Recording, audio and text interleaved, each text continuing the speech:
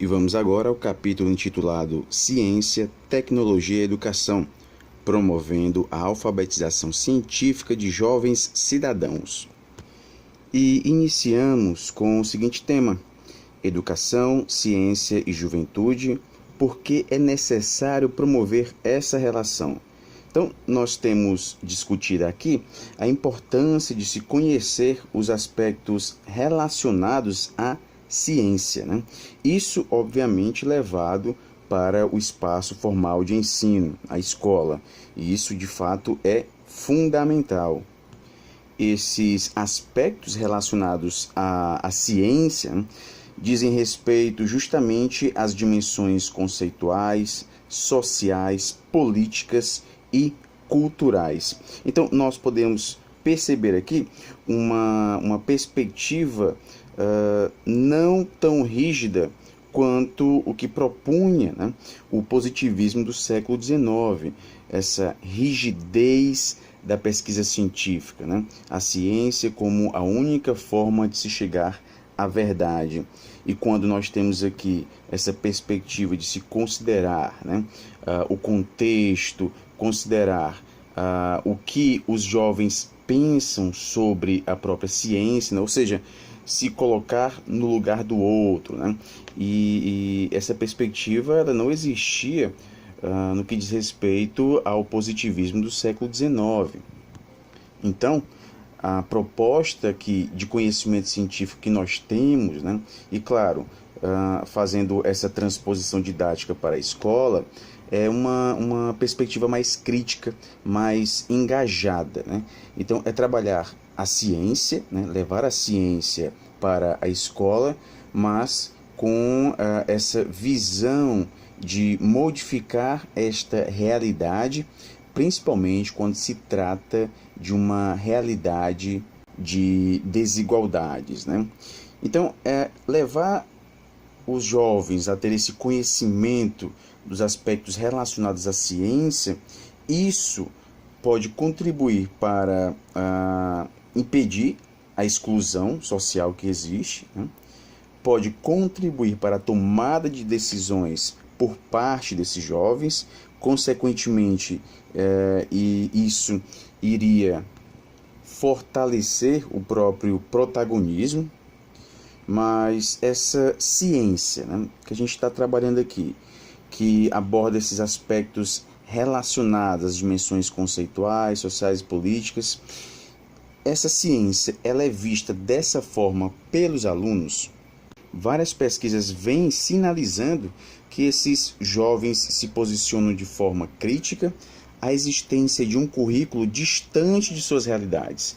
Então, muitas vezes, eles nos trazem esses discursos, né, de que os conteúdos que são abordados nas ciências são conteúdos que não são significativos para eles. Consequentemente, isso pode gerar um ambiente de desinteresse deles, né, pelas disciplinas, o que pode fazer até mesmo, né, com que aumente a própria evasão escolar.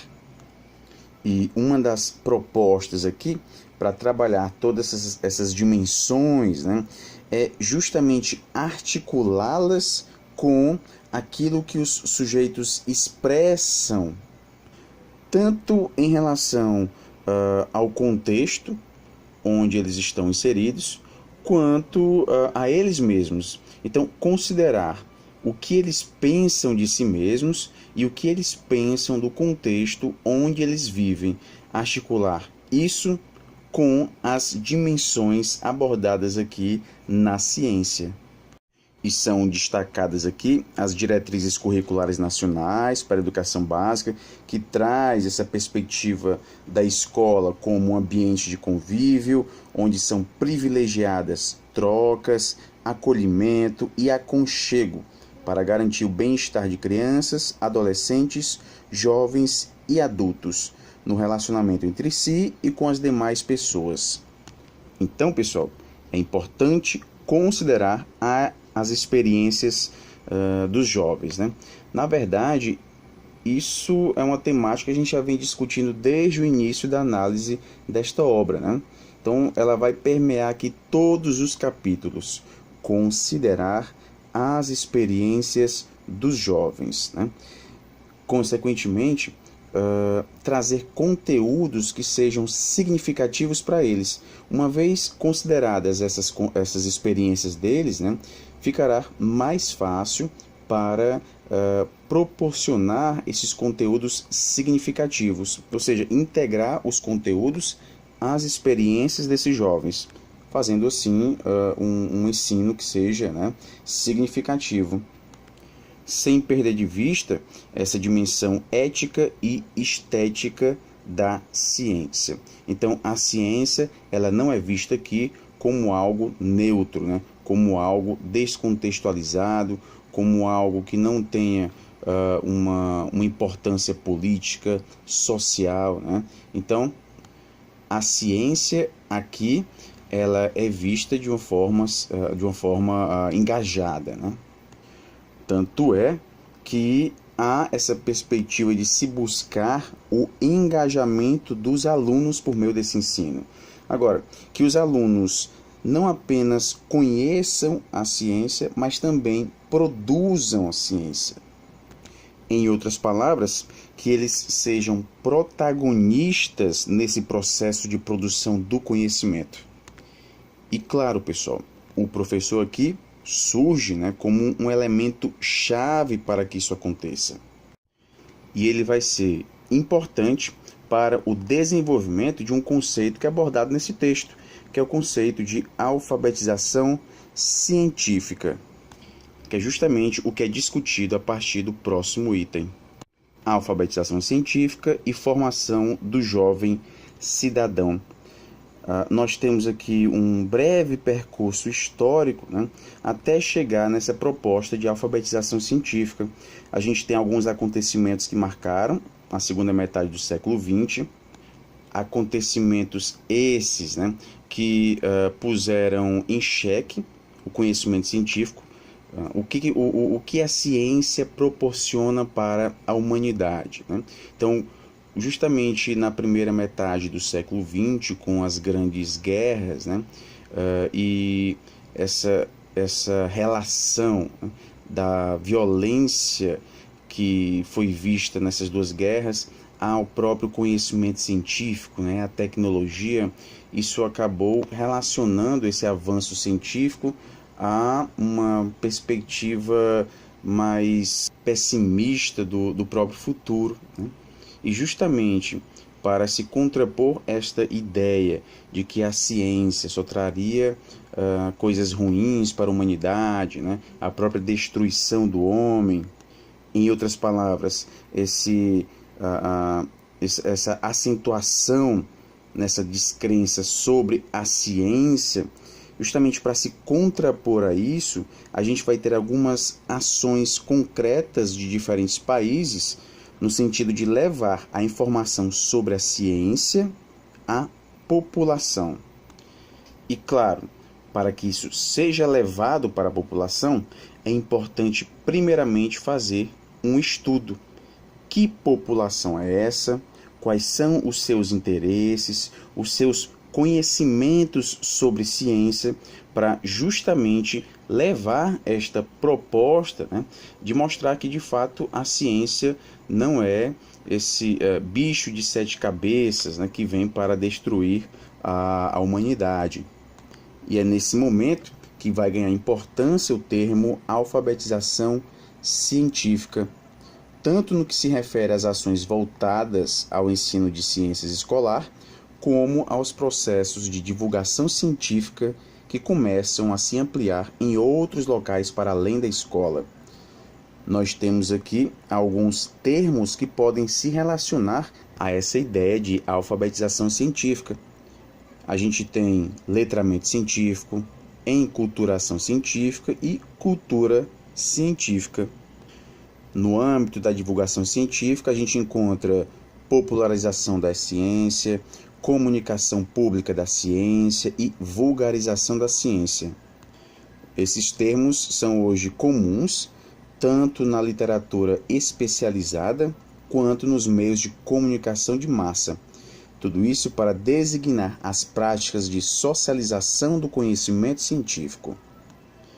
e falando especificamente do conceito de alfabetização científica, nós temos aqui no texto a menção a uma proposta de origem norte-americana, né, que nos traz a existência de 4 estágios de alfabetização científica. Em um estágio mais elementar, nós teríamos o nominal, que é quando o estudante reconhece termos específicos do vocabulário científico, como átomo, célula, isótopo e gene. Nós temos o funcional, quando o estudante define os termos científicos como os exemplificados, sem compreender plenamente seu significado, conceituando genes como base hereditária, átomo como partícula da matéria. Temos o estrutural, quando o estudante compreende ideias básicas que estruturam o atual conhecimento científico, como é o caso do entendimento de que continuidade genética é mantida pela reprodução. E, finalmente, o multidimensional, quando o estudante tem uma compreensão integrada do significado dos conceitos aprendidos, formando um amplo quadro que envolve também conexões e vínculos com outras disciplinas, como, por exemplo, o conhecimento da Constituição, das vantagens e das desvantagens do uso de sementes transgênicas geneticamente modificadas. Há também a menção a outra proposta, que nos traz 3 extensões para a alfabetização científica. Nós temos a cultural, relacionada à cultura científica e às especificidades dela. Temos a funcional, relativa ao conhecimento de conceitos e ideias e de sua adequada utilização para se comunicar. E a verdadeira, que ocorreria quando uma pessoa entendesse como uma investigação científica se passa e esboçasse apreço pela natureza da ciência. Como nós podemos ver, pessoal, há diferentes formas de a gente se relacionar com a ciência. E diante disso surge um questionamento: que alfabetização científica desejo promover entre os meus alunos? Acima de qualquer pergunta, é importante, primeiramente, e nós vemos isso no texto, provocar nos estudantes essa curiosidade e levá-los a se dar conta desse papel que a ciência tem nas suas vidas, sendo importante que eles se envolvam tanto com as dimensões nominais, funcionais e estruturais da alfabetização científica, que conheçam seu vocabulário, o significado dos conceitos, suas relações e aplicações, como nas multidimensionais e culturais, as quais implicam tomar posição sobre os processos e produtos oriundos da ciência, conhecer procedimentos de legitimação, processos de financiamento e instâncias e formas de disseminação do saber produzido. Há aqui a indicação de eixos para se desenvolver esse ensino de ciências com foco na alfabetização científica. E esses 3 eixos se relacionam exatamente às habilidades, que estão relacionadas ao diálogo e à argumentação em torno dos conteúdos científicos, o desenvolvimento de atividades e práticas e de experimentação, e o reconhecimento das instituições e espaços sociais de promoção, produção e difusão do conhecimento, ou seja, da própria cultura científica. No item o diálogo e a argumentação no ensino de ciências, nós temos a importância de se considerar as interações discursivas, até porque são essas interações discursivas que constituem a própria cultura e, obviamente, a ciência, como faz parte da cultura, estudar essas interações discursivas é também estudar a própria ciência. Compreender o significado da cultura científica implica necessariamente levar os alunos a conhecer e usar a linguagem da ciência. Então, vejam só, pessoal, conhecer. Além de conhecer, há aqui a perspectiva de construir. Então, os alunos aqui não são meros reprodutores, ok? Há também essa perspectiva do protagonismo, de eles mesmos produzirem. E nessa busca pelo protagonismo, que se reflete também nas interações discursivas, né, na defesa de opiniões, a gente vai ter aqui o desenvolvimento da própria prática argumentativa. E desenvolver esta prática, né, argumentativa é não apenas utilizar o que é chamado aqui de argumento fragmentado na autoridade, ou seja, justificar aspectos relacionados à ciência, né, justificar isso dizendo que é assim porque determinado cientista disse que era assim. Em outras palavras, pessoal, não há uma explicação válida para isso. A explicação ela é dada tomando por base uma autoridade. Mas, como esse conhecimento científico se estrutura, né, como se chega a ele, isso não está sendo abordado, não está sendo explicado, né? Então, esse argumento fragmentado na autoridade é quando não se explica a construção desse conhecimento científico e é utilizado apenas como justificativa, né? Determinado cientista disse que era assim e pronto. E desenvolver este protagonismo nas interações discursivas, né? Tomando por base aqui a temática da ciência, é evitar esse tipo de argumento, né? Argumento fragmentado na autoridade. No próximo item nós temos atividades práticas e experimentação. Então, nós temos aqui uma importância dada a essas atividades de caráter experimental. E como nós já vimos anteriormente, não basta o aluno conhecer, né? Ele deve experimentar e também produzir. E isso, pessoal, retira este caráter mecanicista do ensino de ciências, né? É apenas armazenar conteúdos nesses alunos sobre o conhecimento científico. Não é esta aqui a perspectiva, né? Esse fazer científico de forma mecanicista. Até porque o objetivo não é a mera reprodução, né?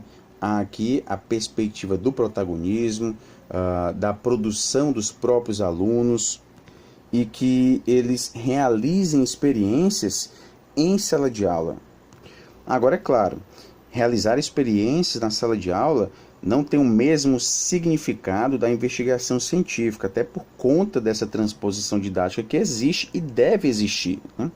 Os experimentos escolares não devem ser propostos tendo como referência a atividade experimental dos cientistas, até porque a atividade dos cientistas ela não é revestida de um caráter pedagógico, né? E aqui, como um dos caminhos para superar alguns problemas relacionados ao ensino de ciências, a gente tem a importância em se investir na caracterização das atividades experimentais na escola, enfrentando os desafios na adequação do ensino experimental para a compreensão de uma ciência contemporânea e de sua relação com a tecnologia e com a sociedade. Ou seja, fazer com que os alunos desenvolvam projetos que estejam ligados à sua própria realidade.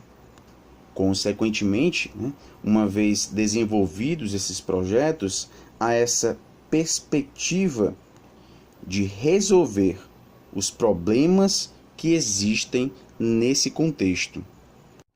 E como nós estamos falando aqui de experimentos em sala de aula, nós sabemos, principalmente no que diz respeito ao ensino público, né? Há essa questão da infraestrutura, né? Questão também dos materiais que serão utilizados. Agora, mesmo havendo infraestrutura favorável, mesmo havendo todos os materiais necessários, né?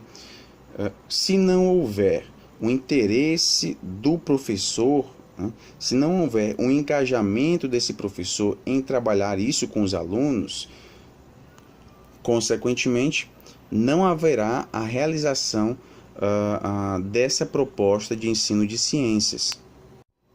E no próximo item nós temos instituições, espaços sociais de cultura científica e o jovem.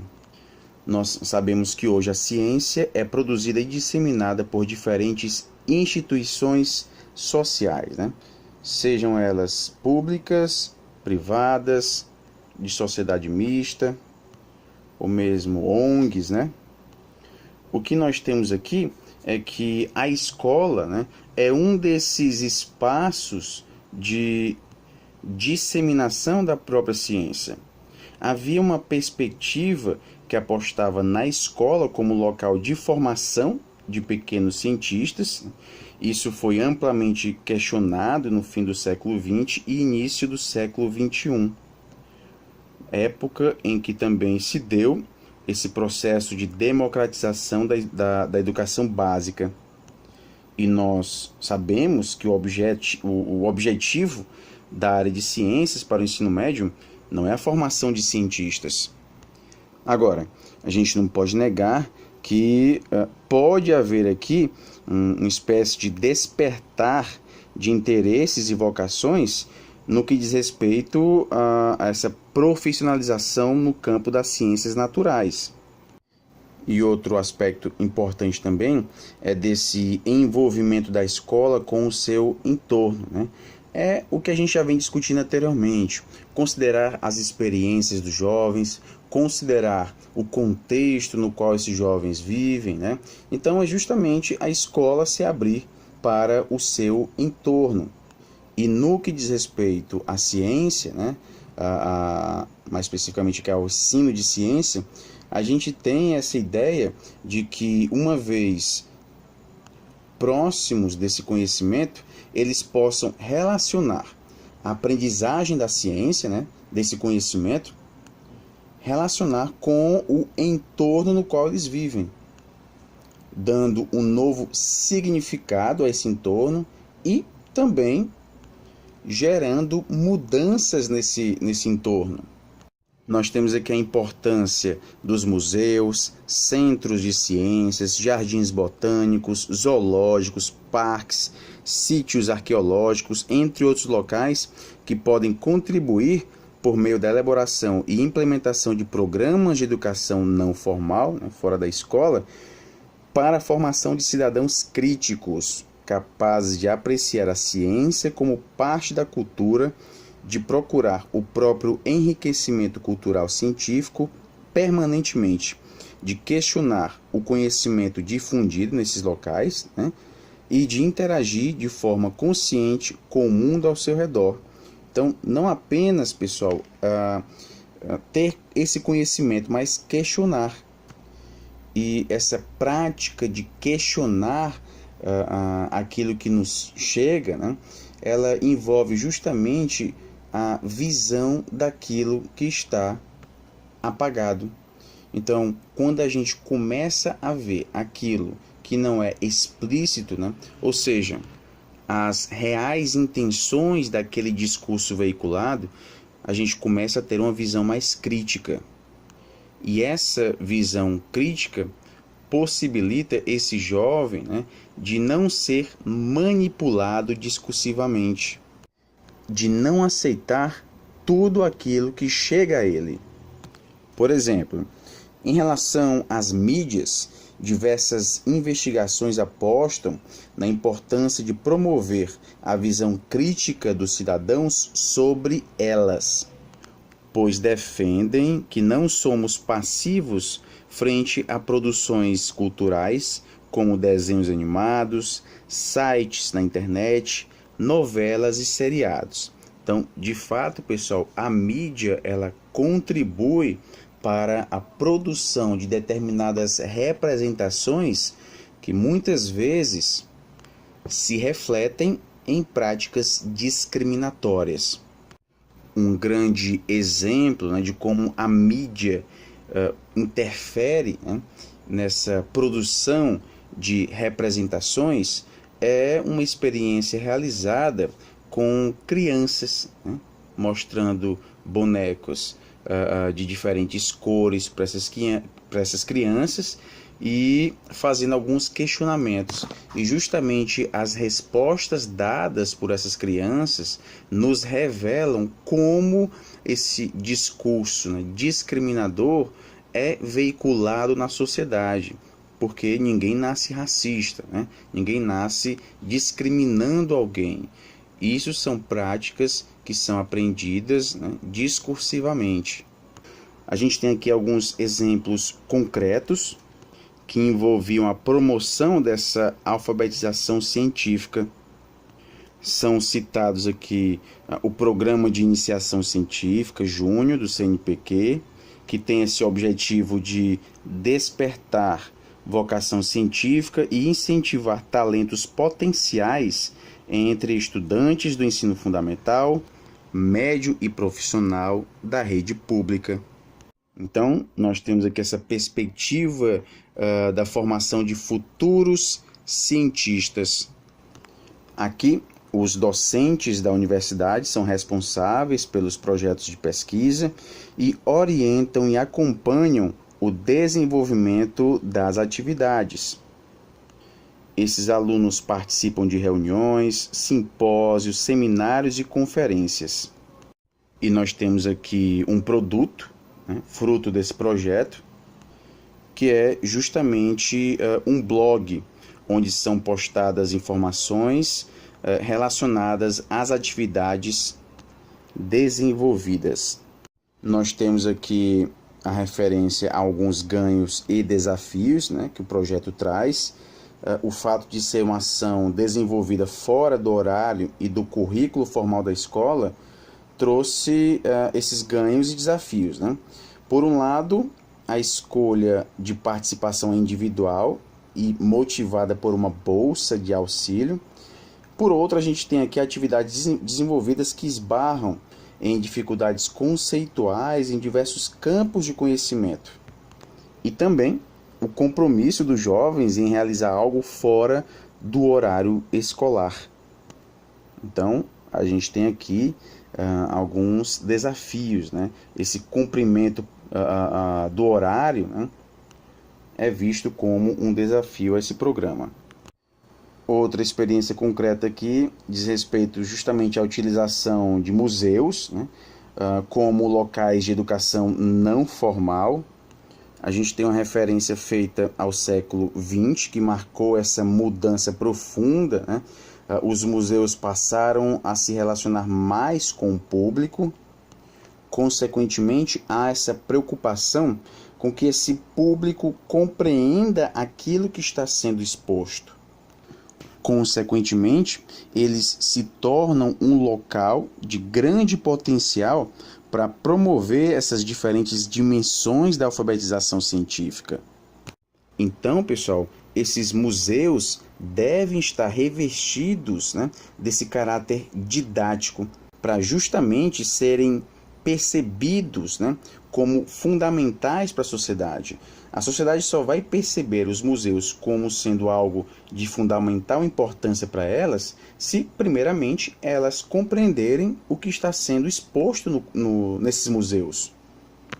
Então, pessoal, resumindo aqui a importância que é dada aos museus, né, eles podem auxiliar no processo de alfabetização científica, na medida em que promovem o debate sobre temas não só atuais, mas de relevância para o cotidiano de jovens. E quando a gente fala de museus, né, desses outros espaços que podem ser utilizados no ensino de ciência, a gente está fazendo aqui uma referência a essa escola sair de si mesma. Ou seja, esse conteúdo formal, esse aspecto formal que a gente encontra na escola, ganhar outros espaços de aprendizagem.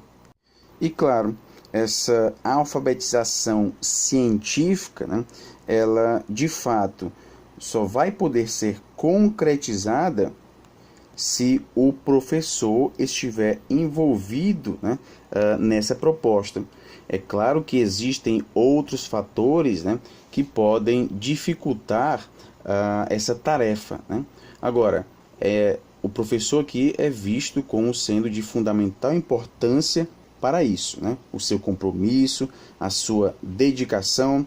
Consequentemente, surge aqui a importância de a formação inicial também abordar essa alfabetização científica.